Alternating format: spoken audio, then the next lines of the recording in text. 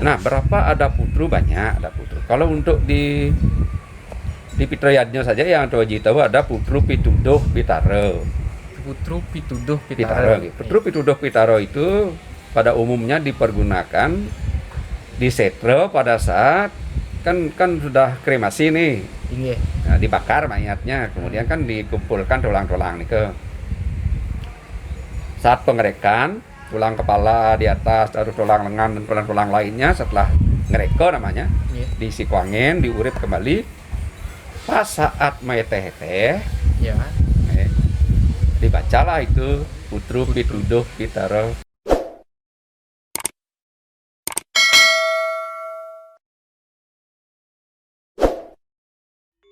Om Awigamastu Namo Sijen. Iki putru saji. Nihan rengen pawarah sang Mahapandita. Sang malawas tuhe. Parin cining sarwa saji. Pawarah sang adiguru. Lepas nia saking papa. Wataning dasa malem. Sang maurip kumingkinang. Nihan rehnia. Mau ke bubur sasulu. Ini kota maning dadi. Nasi putih mawak dharma. Nasi bang subager ringrat. Nasi kuning werdi putra palania. Nasi reng werdi mas. Mawuh raring ulun muang dana. Sarwa wija werdi kayu. Ya tika hana kenante. Lekas wakena ayu suwi-suwi. Pamanguna karya ayu. Nak warah kita rehning saji. Parincini renge dente nihan. Om Swastiastu, Ratu Haji. Nggih, Om Swastiastu. Lurus nah. Nggih. Ampura Ratu. Nggih, ngangge masker malu. Inggih. Ya. Lane wentan nak rauh. Lurus. Tapi kenten. Iya, tadi saya dengar Ratu sangat merdu sekali alunan putru. Nggih. Iya. Nah, jadi seperti ini Ratu, maksud kedatangan saya menemui Ratu untuk bincang-bincang seputaran mengenai sastra dan lontar di Bali. Sebelum itu saya ingin menyapa semeton Sarwa Tato Pustaka, Om Swastiastu. Pada kesempatan kali ini saya anak Gong Pradupayana bermaksud untuk mewawancarai salah satu tokoh dari Bali. Beliau bertempat di Putri Gianyar. Beliau bernama Ide Bagus Jelante. Beliau merupakan penekun dalam bidang lontar, nulis-menulis lontar. Di samping itu beliau juga seorang guru, sebelumnya di sekolah Swastiastu Kendar dong ya. Habis itu beliau adalah guru di SMA Negeri 1 Kuta Utara. Beliau juga pernah menjadi dosen dan keseharian beliau menekuni dalam bidang kesusastraan, khususnya menulis lontar, menulis awek-awek, dan menulis prasasti. Nah, untuk itu saya langsungkan saja supaya kita tahu bagaimana perjalanan kehidupan beliau hingga beliau sampai sekarang. Kita ketahui bahwa beliau ini adalah penekun khususnya dalam bidang kesusastraan, khususnya penyuratan lontar. Jadi begini Ratu Haji. Nah, pertama-tama sebelum lebih jauh, karena saya mengetahui Ratu Aji lebih tekun dalam bidang menyurat lontar. Nah, pertama, apa motivasi Tu Aji dalam mendalami, khususnya dalam bidang kesusastraan, menulis lontar? Kapan Tu Aji belajar dan dari mana Tu Aji berguru sehingga dapat menulis lontar itu? Terima kasih. Nggih. Tu Aji termotivasi awalnya nyurat lontar niki. Pada dasarnya Tu Aji waktu di SD, Dari SD Tu Aji. nggih, di SD, kalau sudah disuruh membaca Bali, Tu Aji pasti paling malu angkat tangan dan paling malu kalau betul boleh pulang. Tu Aji paling malu udah pulang gitu. Kemudian lanjut ke SMP Negeri 1 Abian Semal namanya dulu yang ada di Blakio. Tinggi ya. Setiap dapat pelajaran bahasa Bali Rama Dewa gitu judulnya Dumun dari SMP. Gurunya nanya siapa yang bisa baca, langsung bisa pulang. Tu Aji paling malu angkat tangan, jelah bantu Aji maca Rama Dewa atuh gitu. Nah kemudian kenapa Tu Aji menekuni? Pas pada waktu Tu Aji asalnya dari Sibangkaje nih, dari Sibangkaje. di Griyo Batuan dulu Sibangkaje. Iki di Kutri beli anak-anak yang pertama beli Riki 4 tahun yang lalu di tiang Riki itulah. Ya. Kisahnya kenapa saya menekuni? Pas pada waktu getol-getolnya seluruh kabupaten di Badung membuat awig-awig. Kalau tidak punya awig-awig tidak ada bantuan untuk LPD. Iya.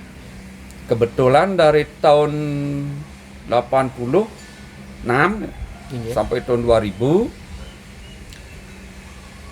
Tu Aji pernah jadi sekretaris desa adat di Sibangkaje. Pada waktu itu akan membuat awig-awig desa adat Sibangkaje. Nah, salah satu di antara yang lain Tu Aji lah pelopornya untuk membuat awig-awig itu di desa Sibangkaje. Nah, setelah terkonsep bahan awig-awig yang akan disalin ke lontar, susahnya bukan main, susahnya untuk mencari penulis lontar pada waktu itu. Nah, tim penyusun awig-awig desa adat Sibangkaje berinisiatif ke Karangasem. Berkali-kali ke Karangasem, begitu di Karangasem yang kita tuju di Denpasar. Yang kita cari pada waktu itu yang namanya Idewo Gede Catra dari Karangasem itu memang ya apa namanya penekun juga. Dan memang terkenal beliau tuh. Begitu di tiang ke sana dengan beberapa orang enggak ketemu. Seminggunya ke sana enggak ketemu. Dan jauh. Dalam benak, kenapa saya tidak menulis? Orang saya tahu juga bisa menulis Bali. Yang cobalah kemudian menulis awig-awig itu ke dalam lontar. Nah, kemudian jadilah, kemudian di Pasupati. Terus mungkin tersebar. Ini kan kaitannya ke tanda tangan Bupati Badung pada waktu, khususnya di Badung. Yang pada waktu itu Bapak I Gusti Bagus Alif Putra bupatinya.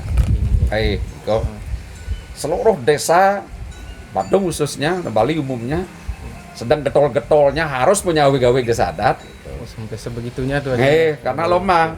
Loma. Loma desa adat harus ada awig-awig. Loma Sumba harus ada awig-awig. Loma Sekotruno harus ada awig-awig. Pas pada waktu mungkin dicarikan tanda tangan ke kantor bupati pada waktu itu oleh tim, nulisnya di mana? Dibilang nulisnya di Sibang, di Griyo Sibang Kawat Baji. Itu motivasinya karena berkali-kali kita nyari tukang tulis lontar dulu tidak ketemu. Tek. Ya. Ada pikiran di benak di tiang, saya bisa nulis lontar kok, kenapa enggak saya yang nulis? Gitu. Akhirnya di sana awalnya. Nah, kemudian begitu banyak orang datang nulis ada dari Kemang Merte. Ya, katakanlah di seluruh Bali ada. Seluruh Bali ada, di Negara ada, di Tabanan ada, di Karangasem juga ada. Kodia apalagi, Badung apalagi, dari awig-awig desa adat, STT, Subak, Subak Abian, Subak apa namanya itu.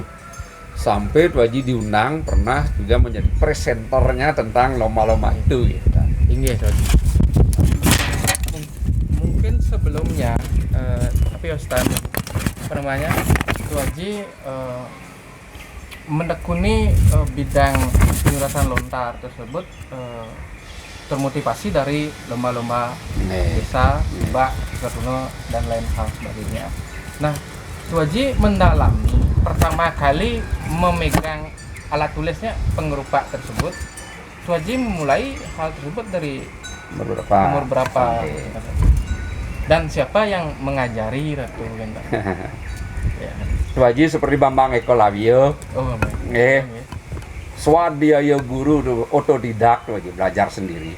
Nah pada waktu Tuh Haji budoh-budohnya itu ya nulis lontar sampai beli daunnya yang bakalan merendam, menjadikan supaya ditulis, kemudian tidak mengenal malam, nulis terus. Karena tulisan Tuh Haji pada waktu itu kan tidak bagus. Badan namanya gede-gede. Black itu memerlukan proses yang kurang lebih 10 tahun. Lumayan Tuh Haji. Setelah 10 tahun itu, kemudian Tuh Haji nulis baru rata. Berarti tidak ada yang instan Tuh Haji. Ya, rata kemudian karena rata. Iya.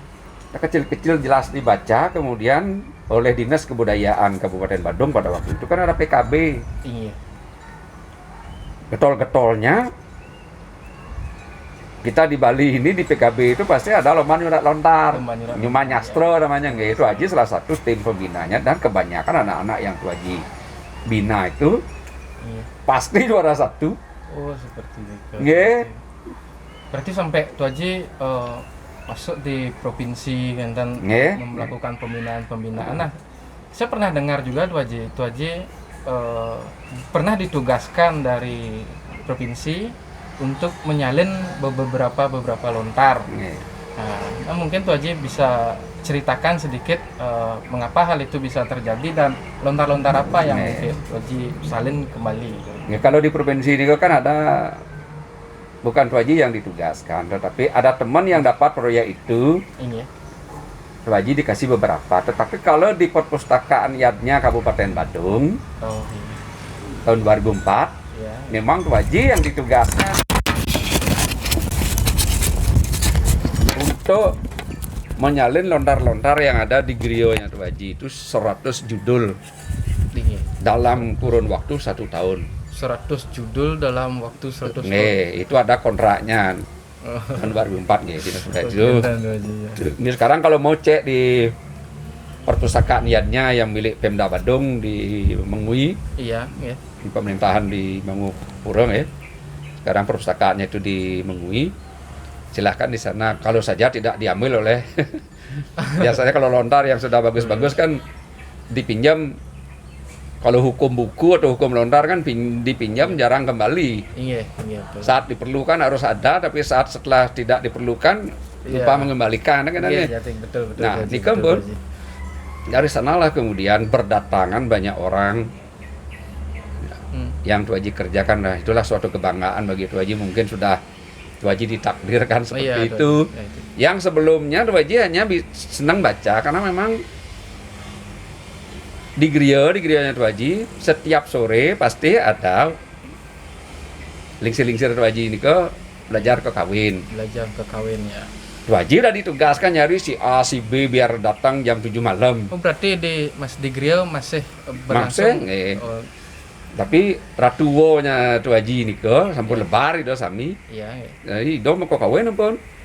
Makanya Tuh Haji pada waktu itu di Ramayana was malungu puas sirang wibisan apal Tuh Haji, padahal Tuh Haji tadi bisa maca lontar karena itu sering dibaca gitu. Sekian bait Tuh Haji apal, kemudian tergeletaklah lontar itu di meja yang sering dibaca. Tuh Haji lihat, ini namanya was malungu. Tuh Haji tiru-tiru tulisannya gitu. Berarti belajar otodidak seperti itu. Yang mengalir lah seperti air.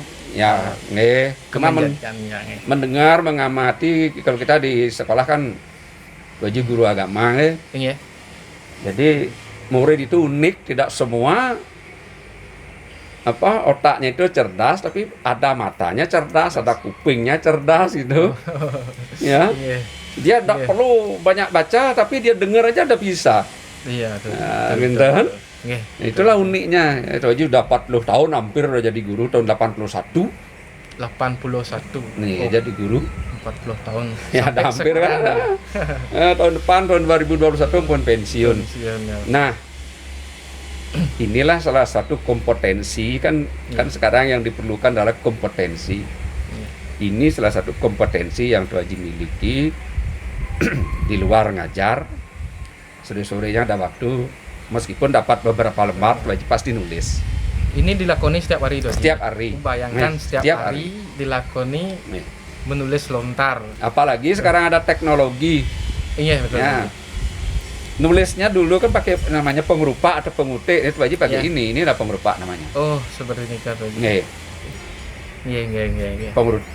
nulisnya digenggam, tidak boleh diteplek seperti ini. Kalau diteplek ini ental tulah namanya, kata orang-orang tua, tidak boleh dibaca. Iya. Harus digenggam dia seperti ini. Oh, seperti ini kan. Ini nulis, ini yang menggerakkan. Nah, niki Doji, saya mau bertanya sedikit, Doji, Nih. tentang proses penyuratan lontar itu sendiri. Nah, itu kan butuh ketekunan, fokus, konsentrasi yang tinggi, Doji.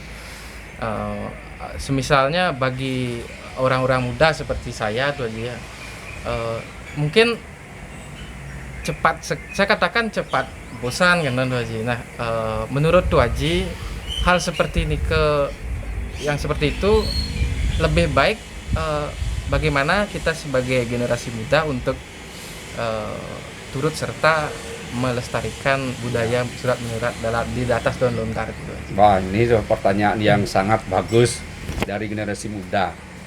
Iya. Ada filosofi orang Bali, inseng irago majiang, Iya, nyen benoren ngemajiang budaya irago. iya, Kan? iya, Nah, apalagi dari Agung, dari salah satu dari generasi muda yang ingin seperti itu, benar. Belajar nyurat lontar itu sangat dibutuhkan sekali konsentrasi dan kesabaran.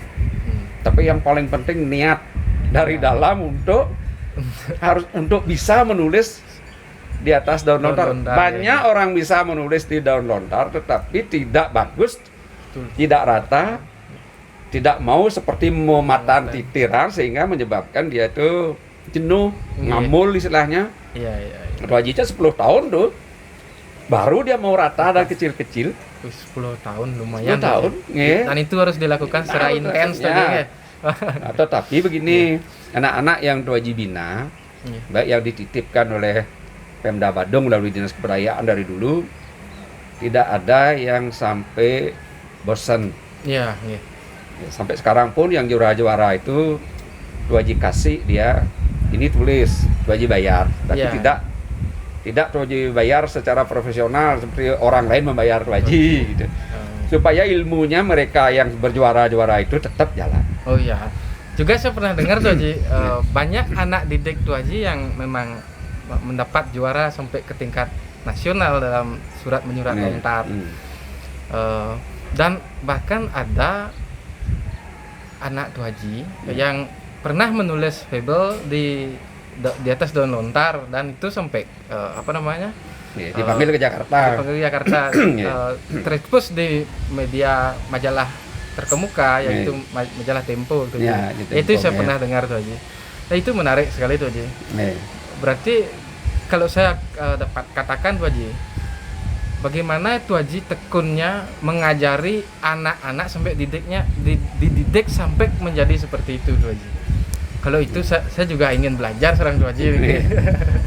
ya kita sebagai orang tua yang diberikan kemampuan seperti itu meskipun tidak sempurna, kan? Iya. Ya, ini yang kita miliki. Kalau kita yang menurunkan ke mereka kan nanti begitu penglingsir itu sudah tiada, Iya, betul. biar tidak hilang budaya surat menyurat kita. Meskipun Ya. di Bali banyak sekali ada surat. Sekarang anak-anak muda banyak sekali udah tekun nulis dia. Untuk nulis, iya. Nah, terkait tadi seperti ini Kang Agung, Iya. ya anak Tuh Haji yang nomor 2 Itu Haji punya anak 3, ketiganya itu juara 1 nulis lontar. Iya. Di tingkat provinsi di PKB berturut-turut.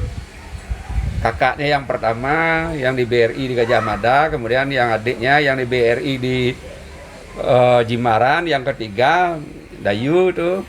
Ya, dia juga penari oleg. Oh, penari juga. Pendarmo Wacano dia juara 1 terus. Nah, barusan tuh Haji saya dengar juga tuh Haji melantunkan Putru kan tuh Haji. Nah, saya ingin tahu lebih lanjut tentang Putru. Nah, saya sebagai generasi yang masih awam terkait dengan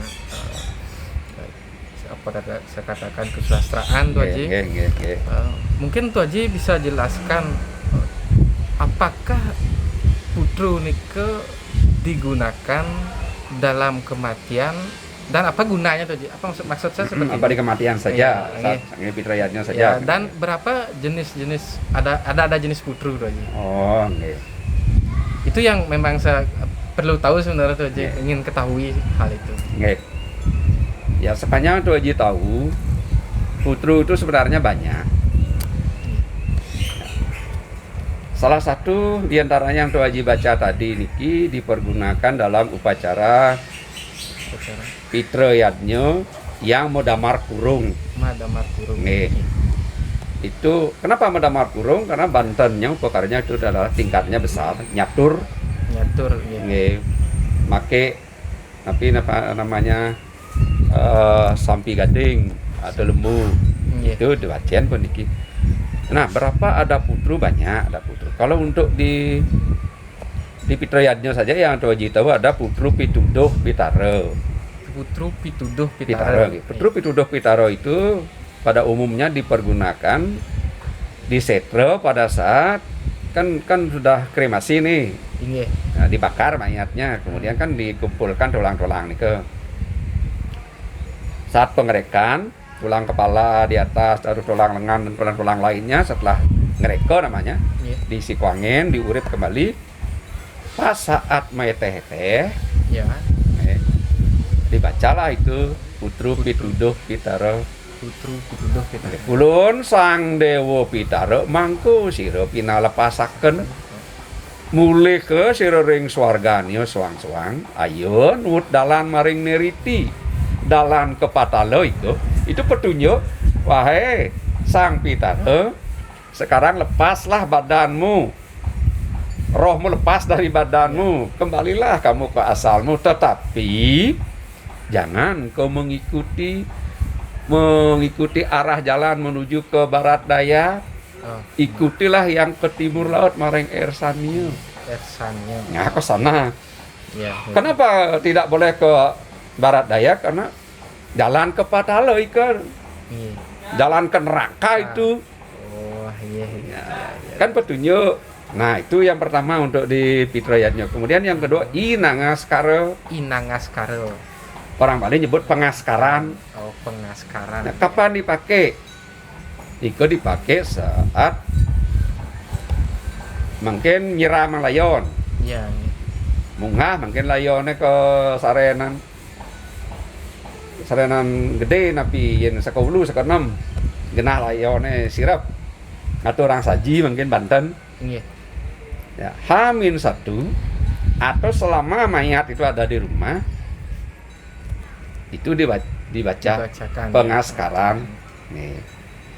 Kemudian begitu dibawa ke setra, kembali lagi setelah tulang terkumpul pituduh. Nah, kemudian itu kan kematian di Bali itu ada kematian jasmani. Yang tadi menghilangkan unsur-unsur jasmani kembali ke Pancamauta, kemudian membersihkan atmaroh. Nah, kan ngaben lagi nih kok. Ngaben yang atmo adane di situ dipergunakan Putru Saji yang tadi yang wajib baca. Ditambah lagi parwo-parwo yang lain, papanya Jarat Karu. Nah, di Jarat Karu itu diceritakan Sang Pitaro menggantung, padahal beliau ini orang sakti, rajin, tekun beragama. Kok menggantung di tiang petung? Betul. Nah, setelah ditanya, akibat keturunannya Nyuklo Brahmacari. Kemudian ngelah cucu, makanya gue di Bali itu mau peras. Seperti ini. Langsung mau gantung, man leluhur gue sing ada doa di cucu nih. Iya. Nah kemudian itu kan udah bertempat itu untuk kita Nggih. yang walako istilahnya. Tetapi kalau beliau Sang Margo Sulinggih ada putru beliau khusus. Nggih. Ane uning Tuan Haji yang Tuan Haji punya di beliau itu nama putrunya adalah putru kediatmikan atau putru kelepasan atau putru kemoksan. Putru kediatmikan atau Kelepasan atau kemoksan. Oh. Itu pun tidak boleh sembarang orang baca. Nggih. Kalau Sulinggih yang di griya ida padanda mantuk lebak. Nggih. Pas mungkin jagi meligio tapi selanturipun madamar kurung lantur meligio. Yang dibaca tadi di samping putru saji wajene kan anak itu pedano yang baca Oh, bukan nggih. kita Nggih. ya itu sesano namanya meskipun bisa tetapi belum boleh Belum. Nggih. ya itu pedano wajen itu yang disebut dengan dibaca putru kemoksan kelepasan itu Tuan Haji punya di griya. Nggih. Nah kemudian di mana lagi punya pertanyaannya tadi di mana lagi putru itu dipergunakan kalau butayatnya ada. Oh, mentan Tuan Haji. Nggih. Butayatnya menawa gempang, caru gede-gede, Ya, mau peslang. mapeslang. Nggih. Itu ada putrunya. Itu yang disebut dengan putru kunang taur. Kunang taur. Nggih, kunang taur itu tingkatan caru yang gede. Ya, yang Tuan Haji katakan tadi, nawa gempang, entok linggih peslang, mayamo raja. Dan kalau mentok linggih kan menggunakan yamo raja tuh. Yang meraja ya. Dibacakanlah putru yamo raja. Oh, niki juga Ada ketentuan juga siapa yang nggih, diharuskan. ada. Banyak lagi sebenarnya inilah kalau kita beralih ke Weda yang ke India gitu ya, Weda sumber aslinya.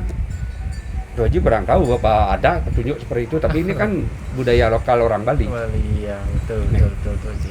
Yang Tuan Haji tahu, yang Tuan Haji, Iya. tetapi mungkin tidak lepas dari ajaran dari Weda itu. Iya. Pengkemasannya yang beda. Iya, betul Tuan Haji. Nah, memang menarik Tuan Haji terkait dengan putru itu sendiri.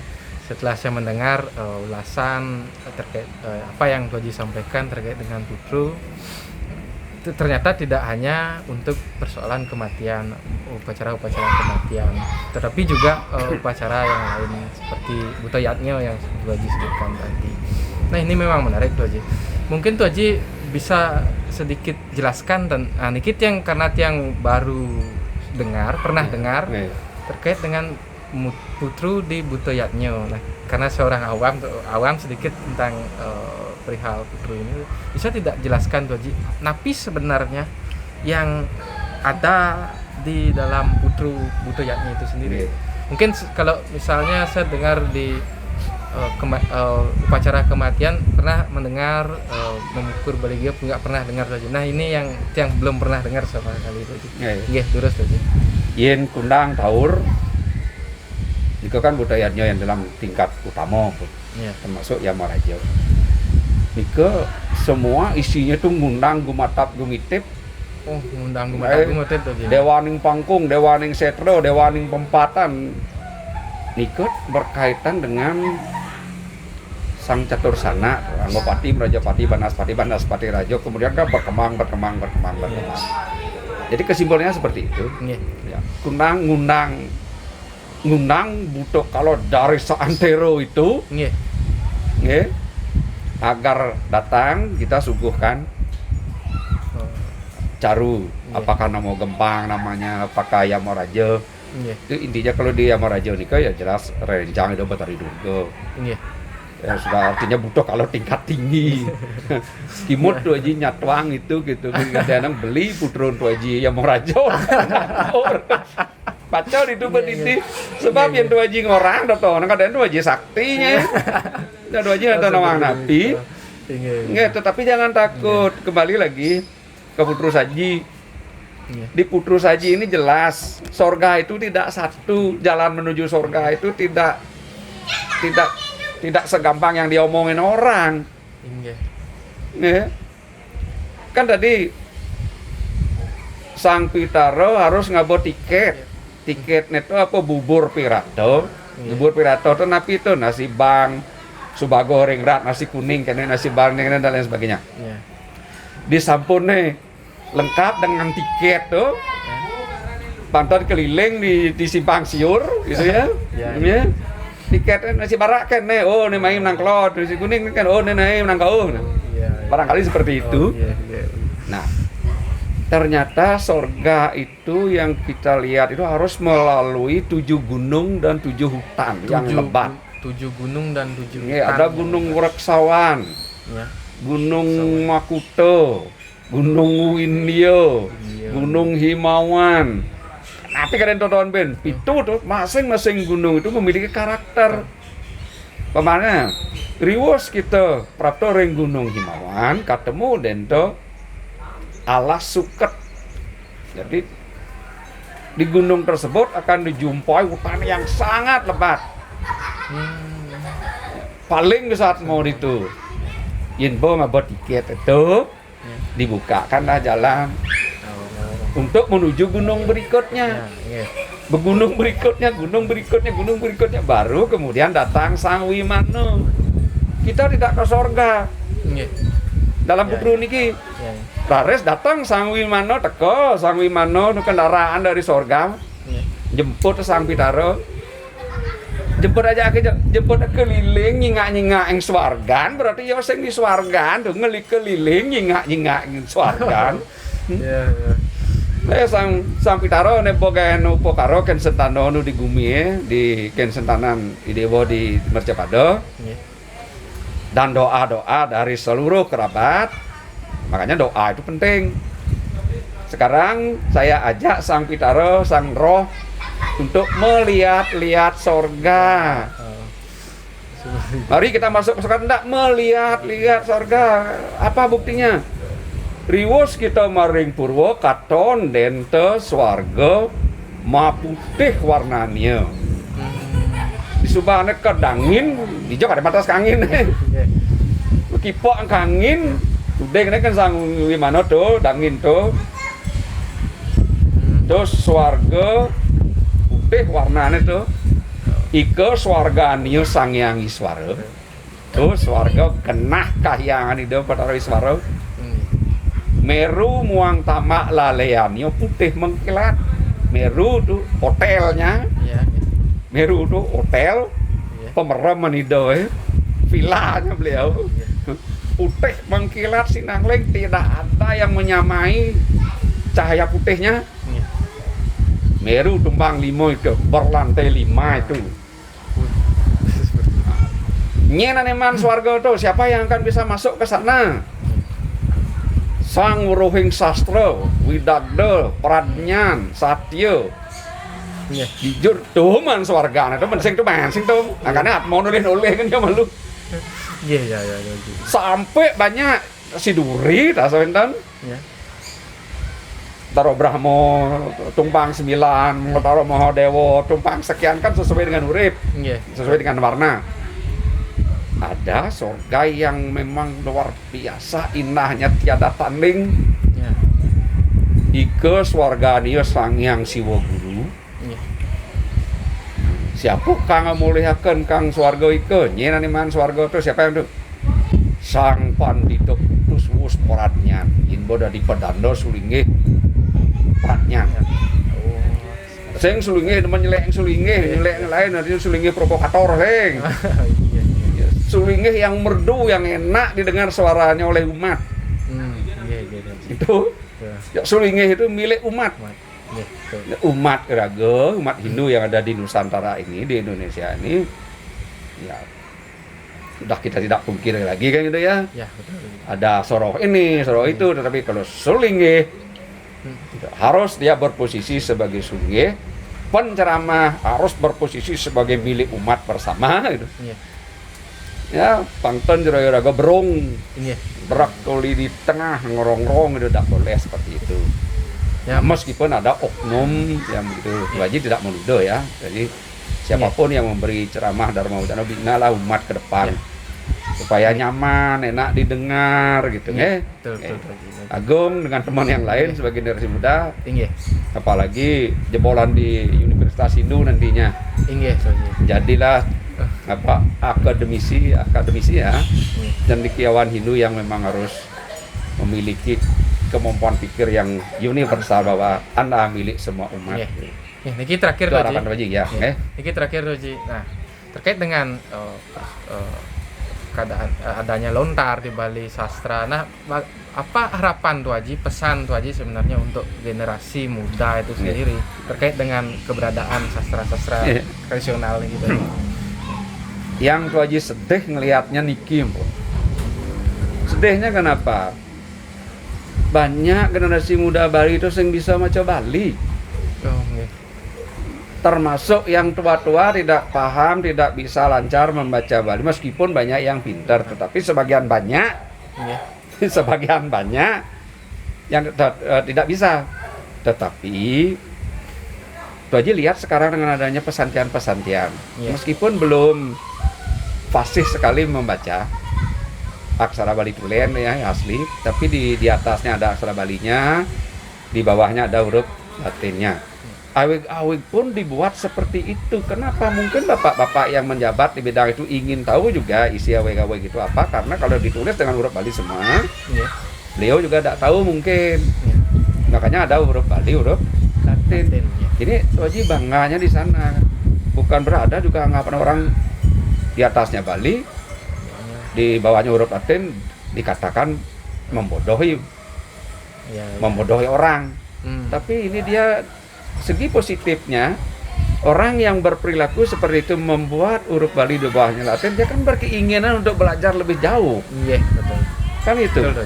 Kalau negatifnya kita lihat ya seperti itu, tapi positifnya apa? Dia punya niat untuk belajar. Belajar aksara Bali. Oh, ya nulis kene. Otomatis tertuntun dengan adanya huruf Bali dan huruf Latin. Awik-awik saja yang levelnya tuh suruh Bali, ada yang Bali, ada yang Latin gitu. Nah, itu kita paham sih, sedihnya itu banyak juga yang mari kita sama-sama membina. Ya, Lord Waji welcome siapa saja yang ingin ya, dengan sisa-sisa hidup seperti ini untuk memberikan apa yang Waji punya gitu. Ya. Nanti Tiang juga akan belajar dengan sastra Bali. Ya, sekian pemirsa Sarwata Pustaka. Sekian yang saya dapat wawancarai bincang-bincang kali ini. Mohon maaf bila ada kekurangan. Ada beberapa hal yang belum dapat disampaikan, mengingat keterbatasan waktu. Nanti kita akan ulang kembali dengan Tuaji di lain kesempatan. Saya akhiri dengan Parama Santi. Om Santi.